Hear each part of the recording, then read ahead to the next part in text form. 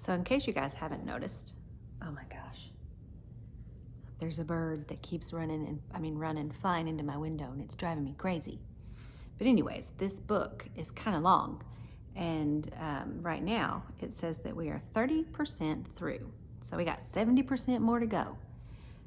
I also wanted to say, if you are watching and you like the story, type a little comment on the Google Classroom. Here we go. Treat. How's that foot, old girl? George asks Stella. Stella pokes her trunk between the bars. She inspects George's right shirt pocket for the treat he brings her every night without fail. George doesn't always bring me treats. Stella's his favorite, but I don't mind. She's my favorite too. Stella sees that George's pocket is empty. She gives George a frustrated nudge with her trunk, and Julia giggles. Stella moves to George's left pocket and discovers a carrot. Nimbly, she removes it. Mac walks past. Toilet's plugged up in the men's bathroom, he says. Big mess. I'll take care of it, George sighs. Mac turns to leave. Before you go, Mac, George says, you might want to take a look at Stella's foot. I think it's infected again. Darn thing never does heal up, right? Mac rubs his eyes. I'll keep an eye on it. Money's tight, though. Can't be calling the vet every time she sneezes. George strokes Stella's trunk. She inspects his pockets one more time, just in case. Sorry, girl, George says, as he watches Mac walk away. Elephant jokes. Ivan? Bob? I blink. The dawn sky is a smudge of gray flecked with pink, like a picture drawn with two crayons. I can just make out Ruby in the shadows waving hello with her trunk. Are you awake? Ruby asks. We are now, says Bob. Aunt Stella's still asleep, and I don't want to wake her because she said her foot was hurting, but I'm really, Ruby pauses for a breath, really bored. Bob opens one eye. You know what I do when I'm bored? What? Ruby asks eagerly. Bob closes his eye. I sleep. It's a little early, Ruby, I say. I'm used to getting up early. Ruby wraps her trunk around one of the bars on her door. At my old circus, we always got up when it was still dark, and then we had breakfast and we walked in a circle, and then they chained my feet up, and that really hurt. Ruby falls silent. Instantly, Bob is snoring. Ivan? Ruby asks. Do you know any jokes? I especially like jokes about elephants. Well, let me see. I heard Mac tell one once. I yawn. How can you tell that an elephant has been in the refrigerator? How? By the footprints in the butter. Ruby doesn't react. I sit up on my elbows, trying not to disturb Bob. Get it? What's a refrigerator? Ruby asks. It's a human thing, a cold box with a door. They put food inside. They put food in the door or food in the box? And is it a big box, Ruby asks, or a little box? I can see this is going to take a while, so I sit up all the way. Bob slides off, grumbling. I reach for my pencil, the one I snapped in half with my teeth. Here, I say, I'll draw you a picture of one. In the dim light, it takes me a minute to find a piece of paper that Julia gave me. The page is a little damp and has a smear of something orange on it. I think it's from a tangerine. I try my best to make a refrigerator. The broken pencil is not cooperating, but I do what I can. By the time I'm done, the first streaks of morning sun have appeared in flashy cartoon colors.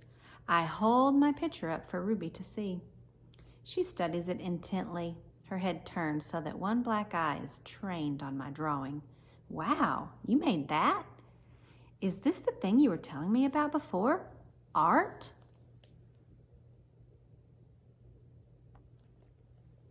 Sure is. I can draw all kinds of things. I'm especially good at fruit. Could you draw a banana right now? Ruby asks.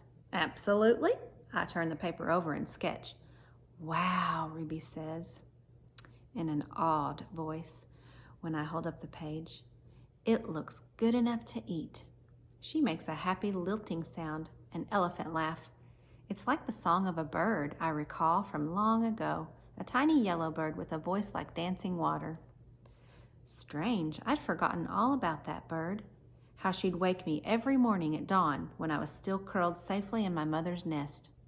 It's a good feeling, making Ruby laugh, so I draw another picture and another along the edges of the paper, an orange, a candy bar, a carrot.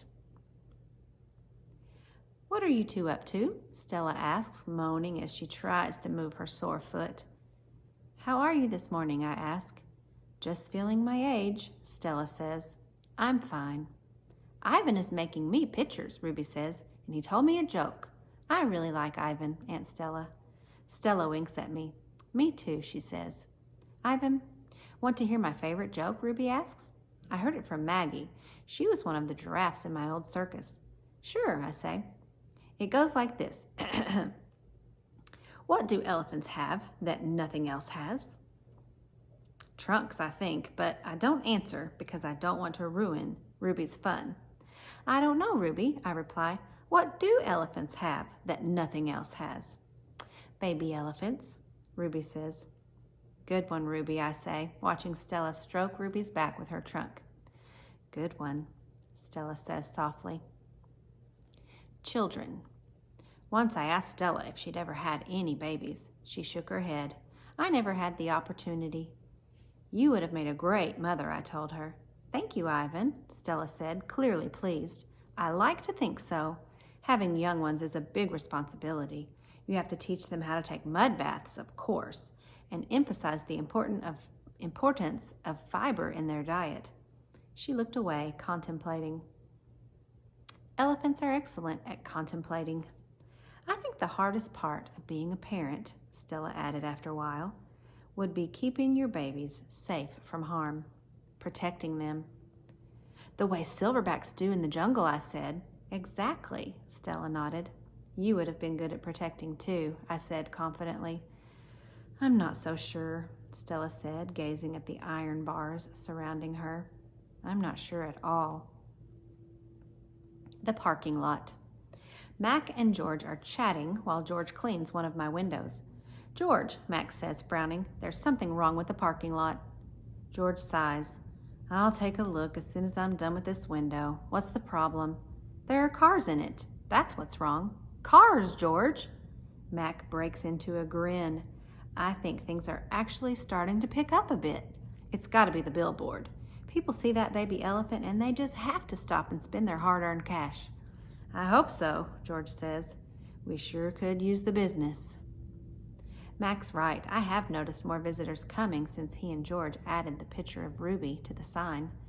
People crowd around Ruby and Stella's domain, oohing and awing at the sight of such a tiny elephant. I gaze out at the huge sign that makes humans stop and spend their hard-earned cash. I have to admit that the picture of Ruby is rather cute, even if she doesn't look like a real elephant. I wonder if Mac could add a little red hat and a curly tail to the picture of me. Maybe then more visitors would stop by my domain. I could use a few oohs and ahs myself. Ruby's story. "Ivan, tell me another joke, please," Ruby begs after the 2:00 show. "I think I may have run out of jokes," I admit. "A story then," Ruby says. "Aunt Stella's sleeping, and there's nothing to do." I tap my chin. I'm trying hard to think, but when I gaze up at the food court skylight, I'm mesmerized by the elephant-colored clouds galloping past. Ruby taps her foot impatiently. "I know. I'll tell you a story," she says. "A real live true one." "Good idea," I say. "What's it about?" "It's about me."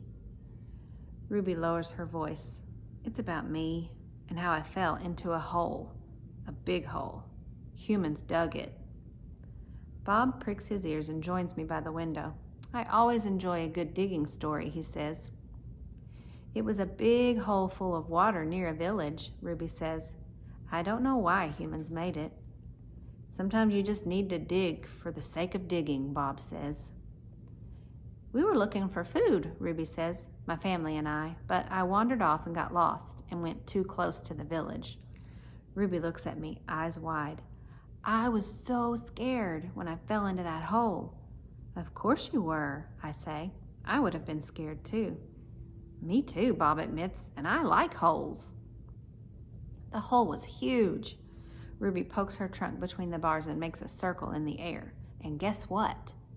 She doesn't wait for an answer. The water was all the way up to my neck, and I was sure I was going to die. I shudder. What happened then? I ask. I'll tell you what happened, Bob says darkly.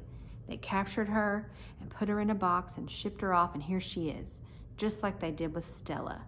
He pauses to scratch an ear. Humans. Rats have bigger hearts. Roaches have kinder souls. Flies have... No, Bob, Ruby interrupts. You're wrong. These humans helped me. When they saw I was trapped, they grabbed ropes and made loops around my neck and my tummy. The whole entire village helped, even little kids, and grandmas and grandpas. And they all pulled and pulled. Ruby stops. Her eyelashes are wet, and I know she must be remembering all the terrible feelings from that day. And they saved me, she finishes in a whisper.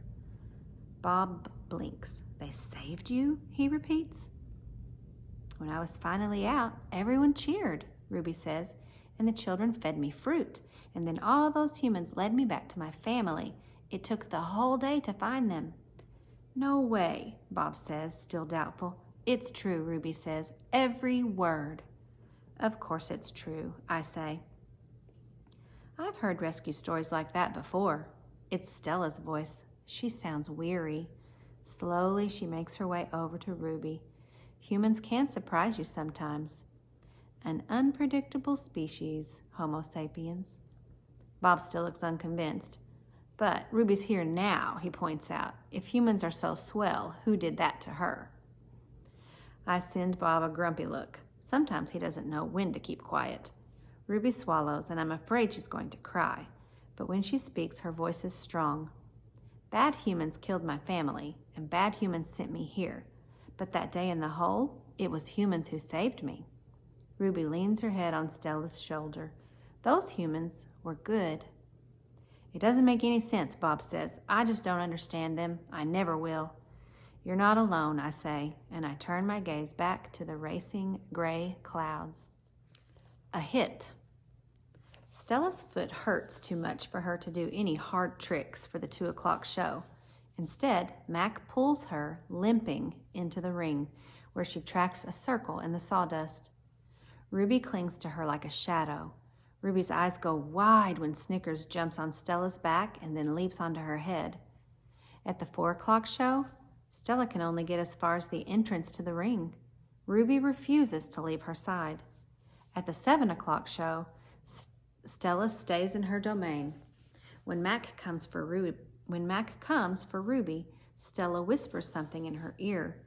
Ruby looks at her pleadingly, but after a moment, she follows Mac to the ring. Ruby stands alone. She looks scared.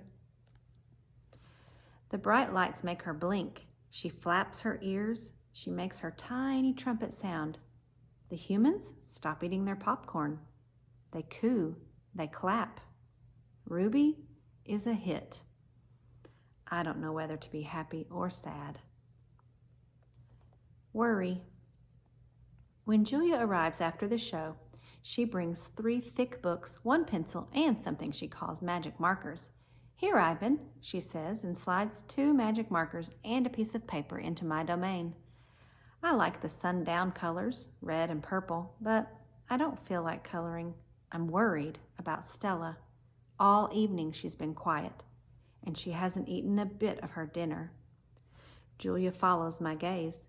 Where is Stella anyway? She asks, and she goes to Stella's gate. Ruby extends her trunk, and Julia pats it. Hi, baby, she says. Is Stella all right? Stella is lying in a pile of dirty hay. Her breath is ragged. Dad? Julia calls. Could you come over here a minute? George sets aside his mop. Do you think she's okay, Dad? Julia asks. Look at the way she's breathing. Can we call Mac? I think there's something really wrong. He must know about her, George rubs his chin. He always knows. But a vet costs money, Jules. Please. Julia's eyes are wet. Call him, Dad. George gazes at Stella. He puts his hands on his hips and sighs. He calls Mac. I can't hear all of his words, but I can see George's lips tighten into a grim line. Gorilla expressions and human expressions are a lot alike. Mac says the vet's coming in the morning if Stella's not any better, he tells Julia. He says he's not going to let her die on him, not after all the money he's put into her. George strokes Julia's hair. She'll be all right. She's a tough old girl. Julia sits by Stella's domain until it's time to go home. She doesn't do her homework. She doesn't even draw. I think it's because she's sad. And this part is sad. The promise.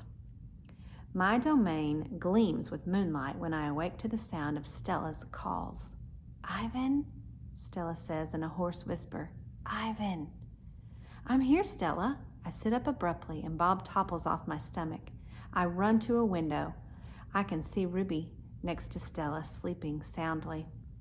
Ivan, I want you to promise me something, Stella says. Anything, I say. I've never asked for a promise before because promises are forever, and forever is an unusually long time, especially when you're in a cage. Domain, I correct. Domain, she agrees. I straighten to my full height. I promise, Stella, I say in a voice like my father's. But you haven't even heard what I'm asking yet, she says, and she closes her eyes for a moment. Her great chest shudders. I promise anyway.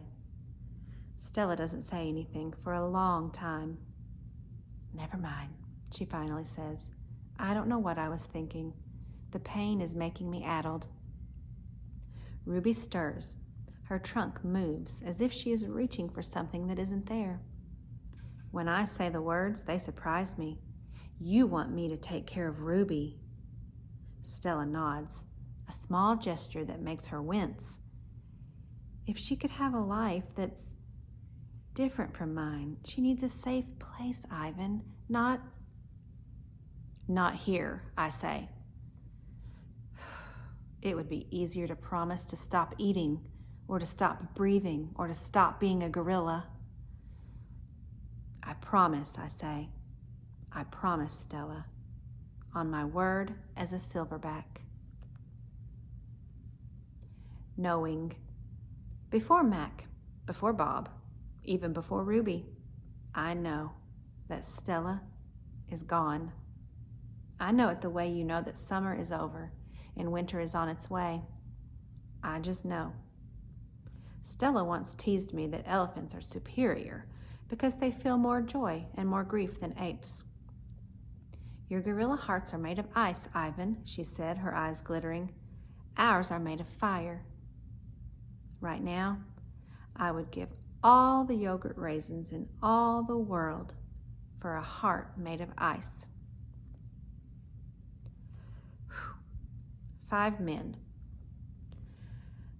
Bob heard from a rat, a reliable sort, that they tossed Stella's body into a garbage truck. It took 5 men and a forklift. This is sad. Comfort. All day I tried to comfort Ruby, but what can I say? That Stella had a good and happy life? That she lived as she was meant to live? That she died with those who loved her most nearby? At least the last is true. Crying. Julia cries all evening while her father sweeps and mops and dusts and cleans the toilets. When George sees Mac, he runs to him. I can only hear a few of his words. Vet, should have, wrong. Mac shrugs. His shoulders droop. He leaves without a word. When George wipes the fingerprints off my glass, his cheeks are wet.